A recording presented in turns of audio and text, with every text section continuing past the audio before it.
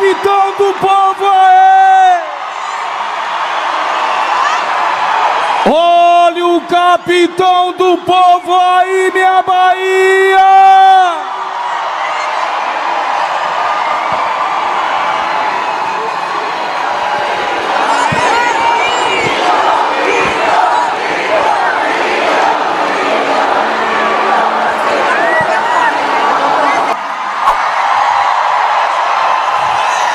Obrigado a Deus pela oportunidade, pela presença de vocês, pelo interesse de vocês, mulheres, em participarem da política nacional.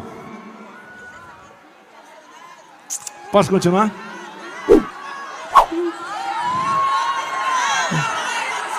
Menina moça, não chore tanto, rosto boiado quebra todo o seu encanto. Menina moça, não chore tanto, rosto boiado quebra todo o seu encanto. Corta, corta, corta, corta. Menina moça. Não estava previsto aí. Bem, é um místico de festa, de alegria, mas também de muita responsabilidade. Até porque nós devemos fazer comparações. Como o Brasil foi administrado ao longo das últimas décadas e como ele foi por nós de 19 até 22. Nós provamos algo diferente. Algo realmente que fez a diferença.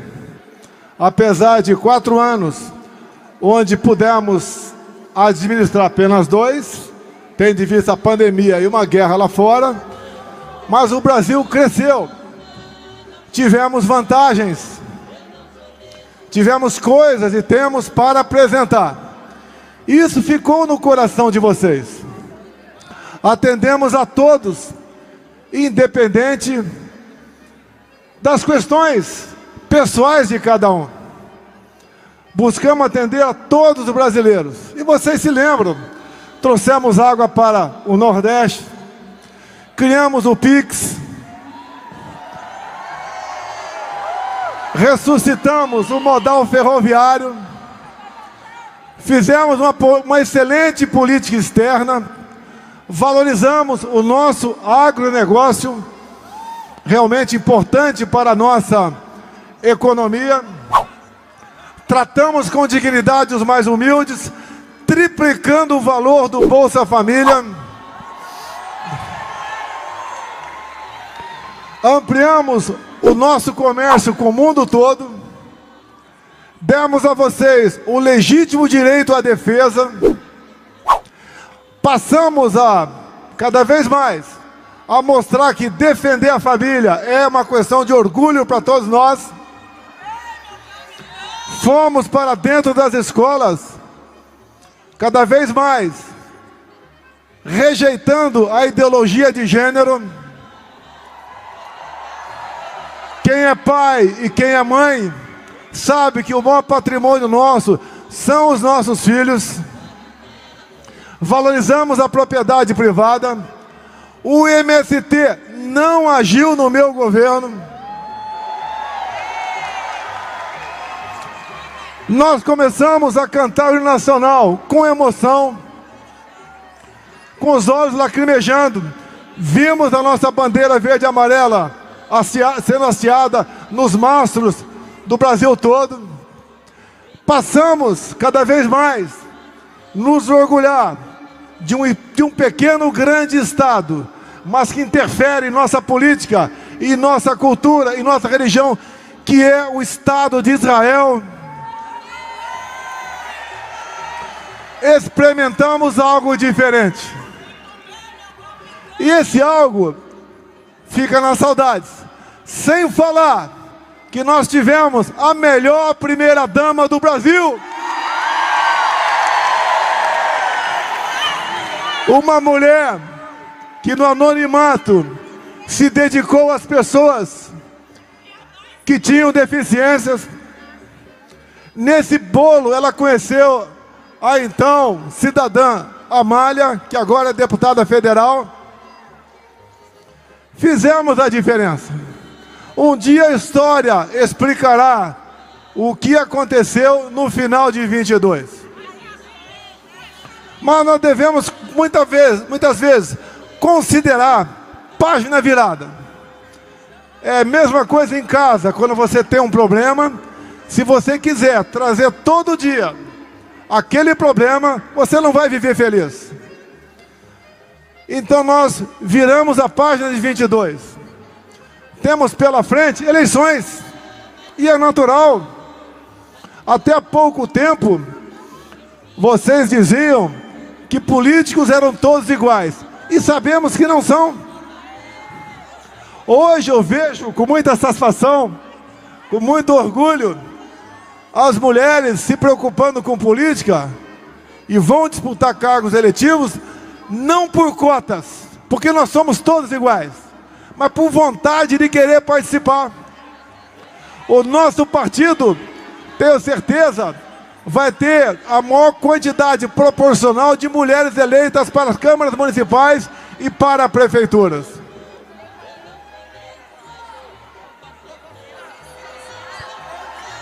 Ó, ela deu a dica, né? Dia 21 agora eu faço aniversário, dia 22 é ela. A diferença entre nós é de apenas de um dia.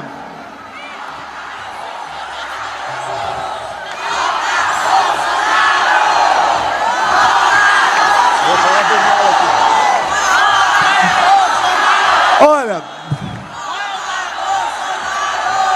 há 16 anos eu conheci a Michele. Vou dar uma dica para os 17. Há 17 anos conheci a Michele. Vou dar uma dica para os homens aqui que estão cansados de serem felizes. Quando o homem solteiro está cansado de ser feliz, o que ele faz? Arranja uma princesa e se casa com ela para ser mais feliz ainda. Aê, gente! E todo mundo tem algo, né, que marca no seu relacionamento. Como é que eu conquistei a Michele? Quando eu falei para ela, olhei nos olhos dela e falei: enquanto não faltar água do mar, não deixarei de te amar.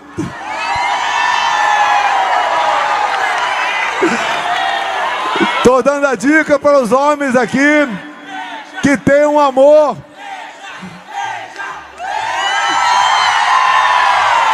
que parece que é impossível.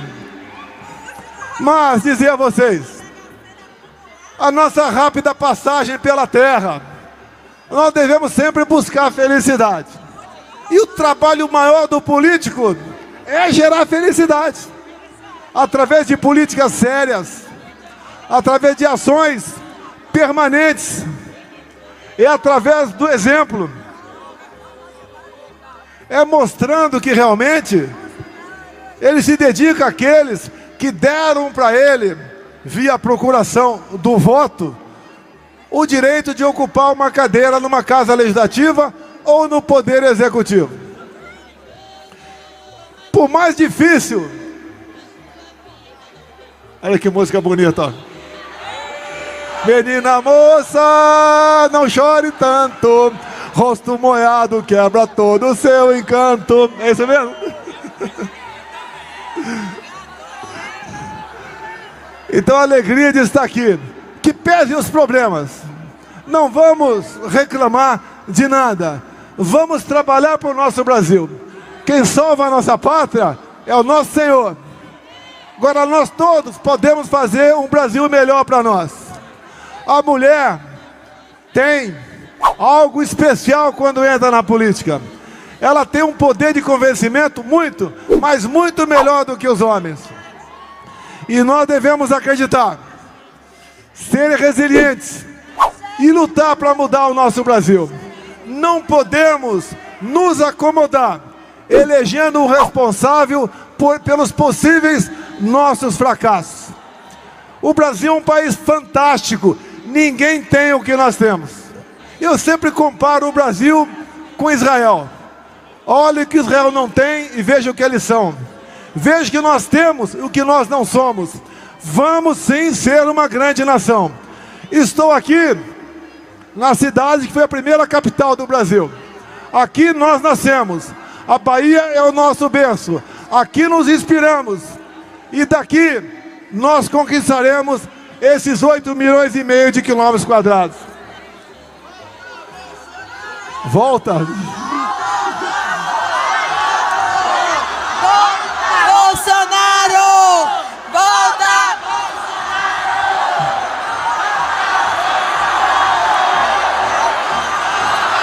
Eu só quero agradecer a todos vocês por esse momento, onde a gente recarrega as nossas baterias, onde a gente faz uma reflexão. Afinal de contas, né? Quem aqui não tem um ex? Eu acho que todo mundo tem. E eu tenho orgulho de sempre dizer que sou o ex mais amado do Brasil.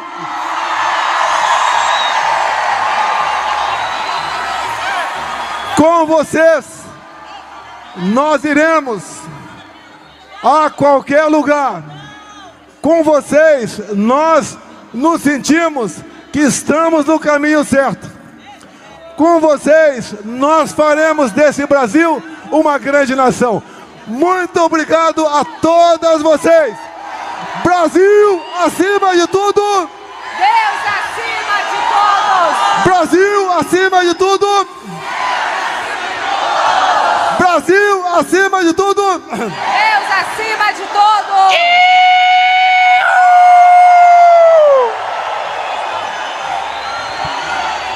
Beijo, Bahia. Obrigada pelo carinho. Bomba no STF. André Mendonça enfrenta ministros do STF que são favoráveis ao uso da maconha.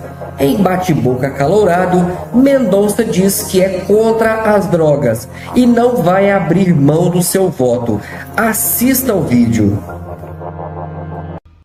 Há uma imagem na sociedade falsa, e isso acho que é unânime de todos já se manifestaram, de que maconha não faz mal.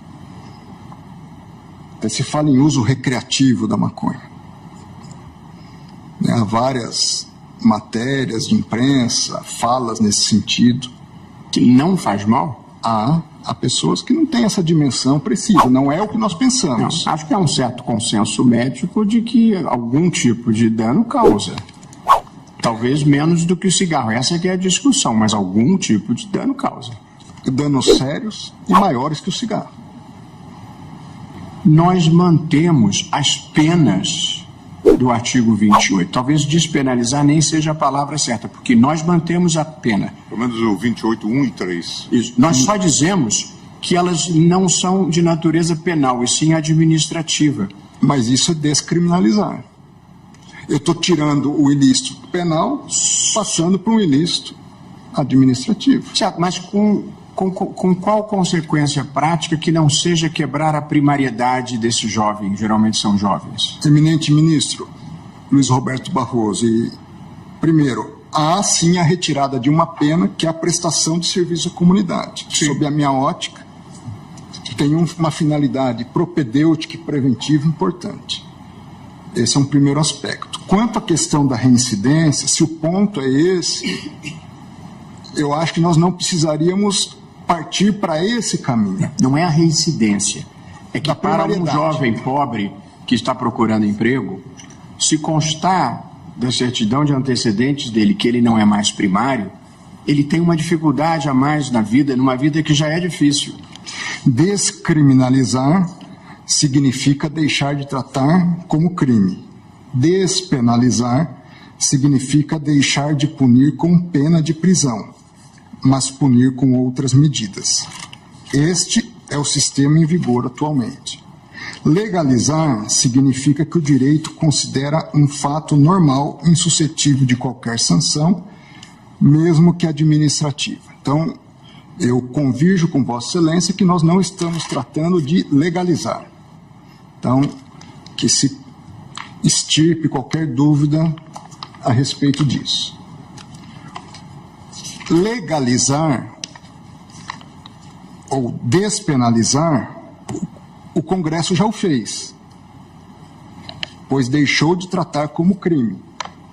E eu me valho aqui do relatório do deputado Paulo Pimenta, que foi relator da matéria à época. Ele diz, nesse sentido, nos procuramos no substitutivo separar usuário ou dependente do traficante. Com relação ao crime de uso de drogas, a grande virtude da proposta é a eliminação da possibilidade de prisão para o usuário dependente, ou seja, despenalizou. Ressaltamos, prossegue ele, que não estamos de forma alguma descriminalizando a conduta do usuário. O que é, inclusive, o Brasil, inclusive, é signatário de convenções internacionais que proíbem a eliminação desse delito. O que fazemos é apenas modificar os tipos de penas a serem aplicadas ao usuário, excluindo a privação da liberdade. Então, o Congresso, de fato, já despenalizou. O que significa isso? Ao usuário de droga, que porta droga, não se priva mais da liberdade. Porém, a minha divergência é que, por hora, nós estamos tratando de duas questões. Uma, como bem apontou Vossa Excelência, é a necessidade de se estabelecer um critério objetivo para distinguir tráfico de uso. E aí há várias possibilidades de gramaturas que nós podemos estabelecer. Segunda questão é, de fato, a descriminalização. Que, salvo se houver um reajuste de votos e nós só formos debater a questão da quantidade para diferenciar, eu entendo que nós estamos tratando da descriminalização também. Eu resgato os debates havidos na última sessão, logo após o voto do ministro Cristiano Zanin. Naquele momento, disse o ministro Alexandre de Moraes: presidente, à época a ministra Rosa Weber, só um esclarecimento. Pelo que eu entendi da posição do ministro Cristiano Zanin, nós podemos separar em dois pontos. O primeiro ponto seria a questão da descriminalização. Mas o segundo ponto, o eminente ministro Cristiano Zanin acompanha a todos quanto à necessidade de fixação de um quantitativo para diferenciar uso do tráfico. O ministro Cristiano Zanin responde: exato. O ministro Alexandre, no prosseguimento, ele, ministro Cristiano, não descriminaliza, mas ele separa o usuário de traficante. Adianto que eu vou seguir essa mesma linha do ministro Cristiano Zanin, de não descriminalizar. Porque, salvo, repito, se houver um reajustamento dos votos anteriores, entendo que nós estamos, sim, tratando de descriminalização. O ponto que eu observei, ministro André, nós não temos uma divergência de substância, é que todos nós que já votamos acompanhando o relator, nós mantemos as penas do artigo 28. Talvez despenalizar nem seja a palavra certa, porque nós mantemos a pena. Pelo menos o 28, 1 e 3. Isso. Nós só dizemos que elas não são de natureza penal, e sim administrativa. Mas isso é descriminalizar.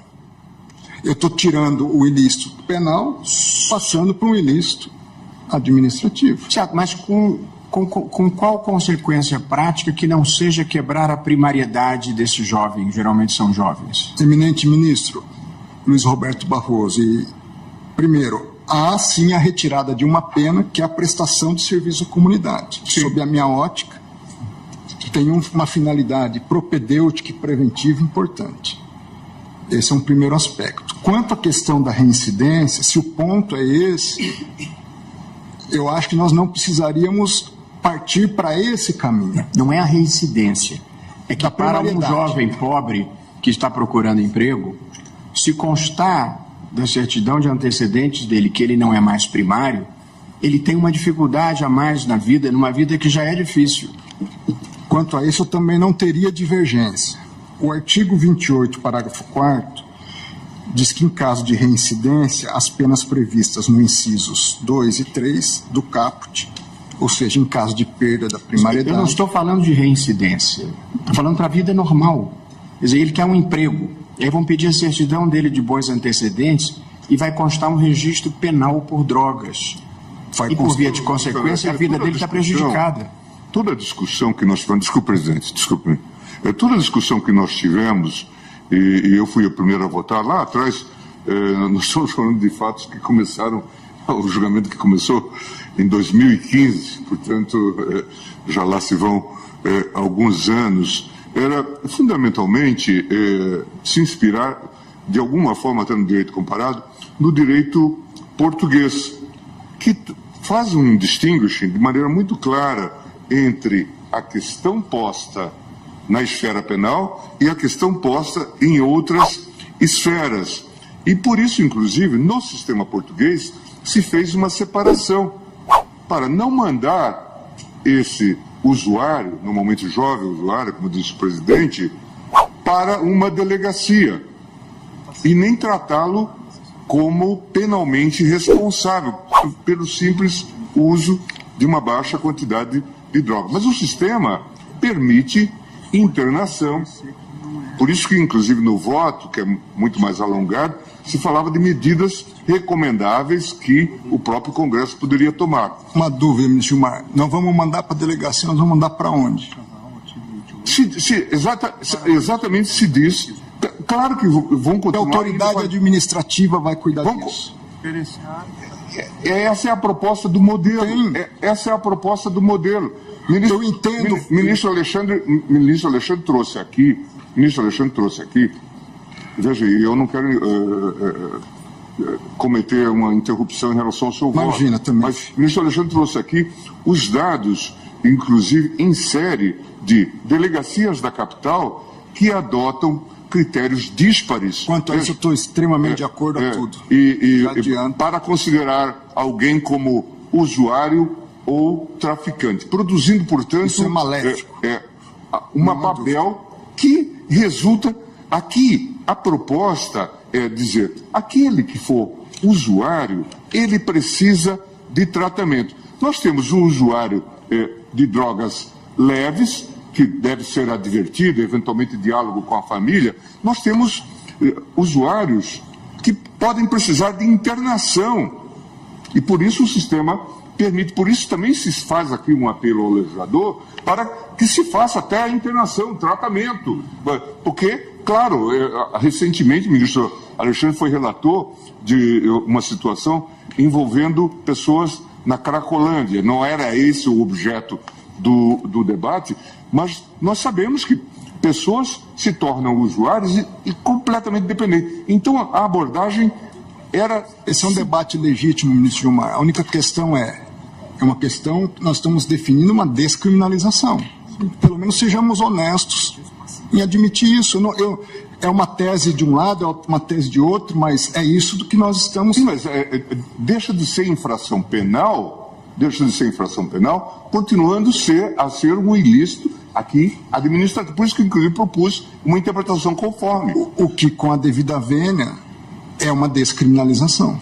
É porque, assim, porque a palavra, ela produz um efeito, ministro André. Pois não, perdão, ministro. É só uma questão... talvez seja menos uma questão semântica e mais uma questão de percepção. Quando fala descriminalização, parece que nós estamos dizendo que não tem problema. E não é isso que nós estamos fazendo. Não é recreio. Não é isso que nós estamos fazendo. Mas, veja, nós entendemos a posição de Vossa Excelência e eu devolvo a palavra para continuar. Até porque eu justifico isso. Pois não, ministro. Ministro Alexandre. Permite, eu quero aqui, até porque eu trouxe a proposta de tese, o ministro André está correto. Nós não estamos legalizando, ou seja, dizendo que não poderá haver consequências, mas nós estamos descriminalizando. Então é importante o debate. A minha posição é contrária do ministro André, mas Eu preciso me manifestar nesse sentido, porque o primeiro item da minha tese é exatamente isso. Não tipifica o crime previsto no artigo 28. Isso. Então, nós não estamos legalizando, como o presidente disse. Com que eu concordo. Mas estamos descriminalizando. Não é mais crime. Ou seja... É um ilícito, mas não é crime. Não é crime. Não é um ilícito Não é crime. criminal. Não é crime. Mas é o que eu falei. Estamos mantendo como ilícito administrativo, podendo o legislador, inclusive, fazer todo um tratamento, e daí a necessidade de que as autoridades de saúde pública passem a focar essa temática. Então, ministro André e ministro Alexandre, é fato que tecnicamente a gente está descriminalizando. Tanto que eu falei, nosso problema é um pouco mais de sonoridade das palavras. Ao falar descriminalizar, gera-se a confusão que eu tentei desfazer ao início. Porque descriminalizar pode parecer que é legalizar. Então, nós estamos dizendo que deixa de ter uma sanção penal e passa a estar sujeito a medidas administrativas. Ok. Esse é o fato. Eu acho que os votos caminharam na sua maioria, salvo o ministro Zanin nesse sentido. Mas essa questão é importante pelo seguinte: ao descriminalizar, a polícia não pode entrar no domicílio de alguém que esteja com maconha para uso próprio, porque não é flagrante delito mais. Então é importante isso, para quem nos ouve saber qual a consequência. O que também, ao seguir, se a maioria seguir a questão colocada pelo ministro Gilmar, o que também não permite que a pessoa fume maconha dentro do cinema. Não. Então são coisas diversas. Agora, a polícia não poderá invadir domicílio legalmente, como pode no caso de ser crime, estar em depósito crime, não será mais flagrante delito. Por isso que é a descriminalização. E nem haverá uma liberação para o sujeito instituir, como em Amsterdã, um coffee shop para fumar maconha. Exatamente. Não é disso. Agora, por gentileza, presidente, se puder, ministro Gilmar, então Vossa Excelência está mudando a natureza da infração de infração penal para ilícito administrativo. Vossa Excelência se referiu ao legislador fazer a conformação de como é que se vai proceder com relação ao usuário, se vai ter tratamento, adverte, faz uma audiência para... Agora, Vossa Excelência não fixa a quantidade. Não fixa? Fixa. A quantidade nós convergimos, em princípio, para 60 gramas. É isso que está na mesa por enquanto. Isso. Também não. Houve tanta discussão sobre isso que nós ficamos de fazer ajustes. O ministro Alexandre trouxe considerações do ministro Barroso, que minha proposta era 100. Se inspirou até na construção do ministro. E aqui eu só queria chamar a atenção que é na Espanha, que aqui tem recomendações para o CNJ para tomar providências quanto ao juízo competente em relação a essa matéria, que não seria, nesse caso, juiz penal, mas um juiz civil, e também medidas relativas ao SUS, para tratar o tema no contexto da saúde pública. Ministro André, Vossa Excelência tem a palavra. Desculpe, não, isso para mim... Pois não, ministra Carmen. Não, eu sei que cada um... Isso só fala da qualidade do seu voto.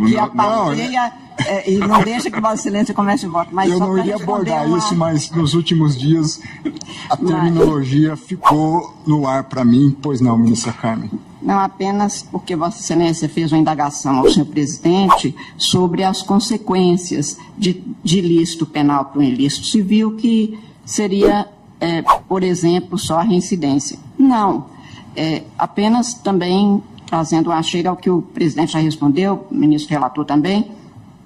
Por exemplo, com base na caracterização do artigo 28 da Lei 11.343 como ilícito penal, a jurisprudência do Supremo se firmou no sentido de que haveria caracterização da posse como falta grave para aquele que, mesmo que já esteja num regime semiaberto ou num regime aberto, como é falta grave, isso importa para outros dados da vida dele. Isso tem importância e foi jurisprudência nossa que firmou isso. Apenas para essa... Agradeço, ministra Carmen, e até para trazer alguns esclarecimentos sobre esse ponto, é uma questão, vamos dizer assim, um pouco lateral no meu voto, mas importante de abordar.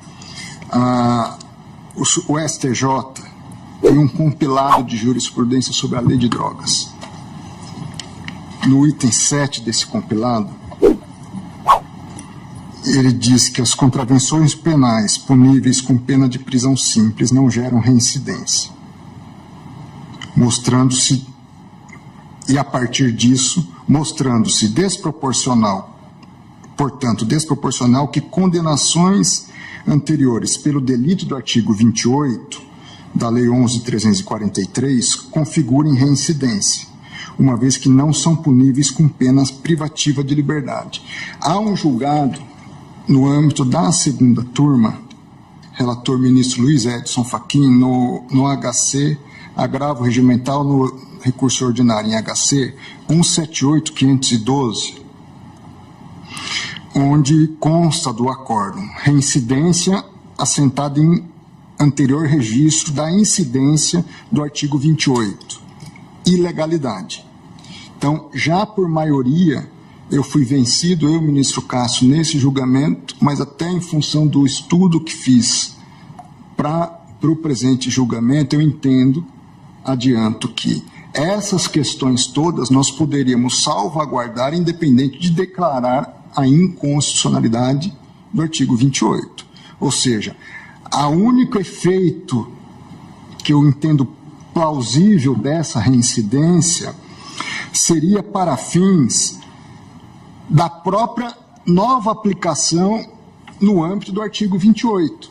Não poderia ter nenhum outro efeito, além de, olha, eu apliquei uma prestação de serviço à comunidade, uma medida educativa, eu faço um reforço dessas medidas em caso de reincidência.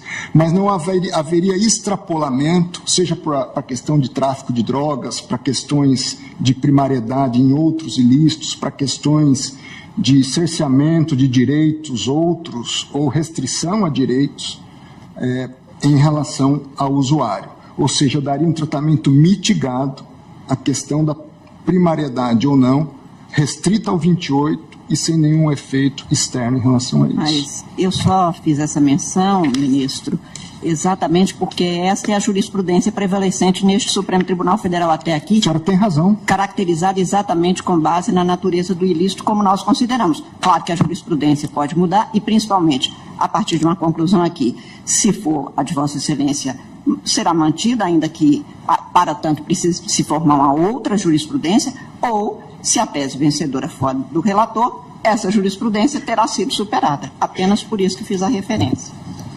Bom, agradeço imensamente, porque esses esclarecimentos acho que não só me ajudam na delimitação do objeto do meu voto e da matéria tratada, mas ajudam a sociedade a também compreender o que nós, de fato, estamos tratando hoje.